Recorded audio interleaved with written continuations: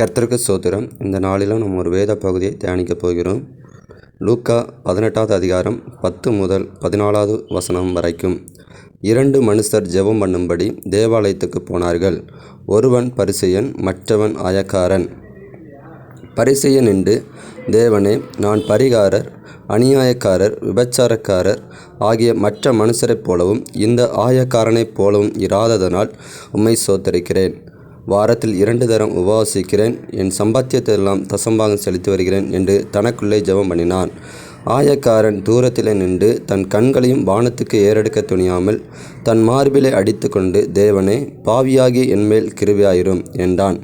அவன் அல்ல, இவனே நீதிமானாக்கப்பட்டவனாய் தன் வீட்டுக்கு திரும்பி போனான் என்று உங்களுக்கு சொல்லுகிறேன். ஏனெனில் தன்னை உயர்த்துகிற எவனும் தாழ்த்தப்படுவான், தன்னை தாழ்த்துகிறவன் உயர்த்தப்படுவான் என்றார். ஆமேன். இந்த வேத பகுதியிலிருந்து நாம் என்ன கற்றுக்கொள்ள வேண்டும் என்றால், பரிசேயன் நின்று, தேவனே, நான் பரிகாரர், அநியாயக்காரர், விபச்சாரக்காரர் ஆகிய மற்ற மனுஷரைப் போலவும் இந்த ஆயக்காரனைப் போலவும் இராததனால் உம்மை ஸ்தோத்திரிக்கிறேன்.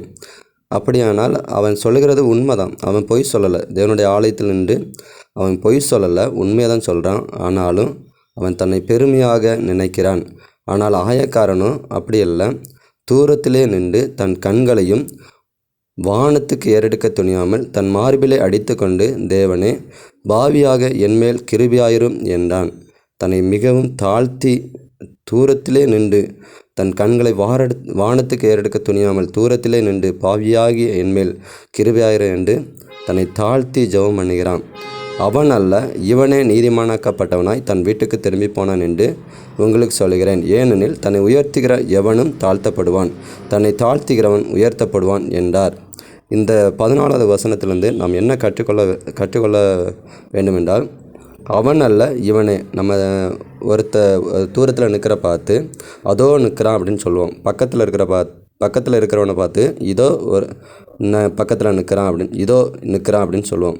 அப்படியானால் ஆண்டோடைய பார்வையில் அந்த பரிசேயன் அதோ நிற்கிறவனாக காணப்படுகிறான்.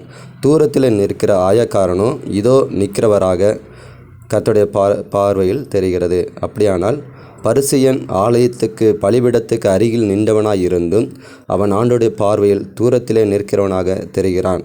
ஆனால் ஆயக்காரன் தூரத்திலே ஆலயத்துக்கு வெளியிலே நின்றாலும் கூட ஆண்டோடைய பார்வையில் ஆண்டவருக்கு முன்பாக பக்கத்தில் அருகாமையில் நிற்கிறவராக காணப்படுகிறான். பிரியமானவர்களே, நாம் தூரத்தில் நின்றாலும் ஆண்டோடைய அருகில் நம்முடைய மனதை செலுத்தும்படியாக கர்த்தரை ஸ்தோத்திரிக்கிறேன். இந்த வார்த்தைகள் மூலமாக கர்த்தர் உங்களை ஆசீர்வதிப்பாராக. ஆமேன்.